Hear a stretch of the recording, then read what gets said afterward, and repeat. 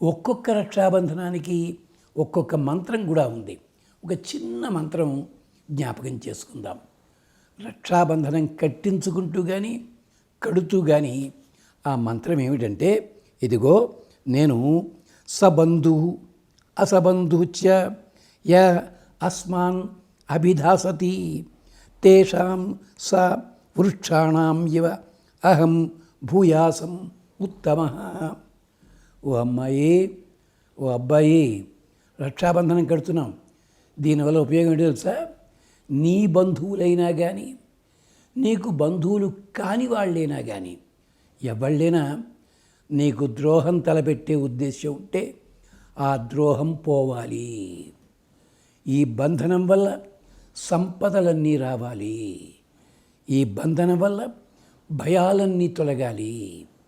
ఈ బంధనం వల్ల ఈ బంధనానికి సంబంధించిన ప్రపంచంలో ఏ ఉన్నాయో ఆ మంచి ఫలితాలన్నీ నీకు రావాలి. ఇది మొదట శత్రుబాధ తొలగాలి. రెండోది ధనప్రాప్తి కలగాలి, సుఖం కలగాలి. అంతేకాదు, మన ఎలాగా ఏనకేన ప్రకారేణ ప్రసిద్ధ పురుషో భవేత్, 10 మందిలో మనం ఉన్నామని చెప్పి గుర్తింపు తెచ్చుకోవాలి. 10 మందికి క్షేమం కలగాలి. అది విశేషం ఇక్కడ.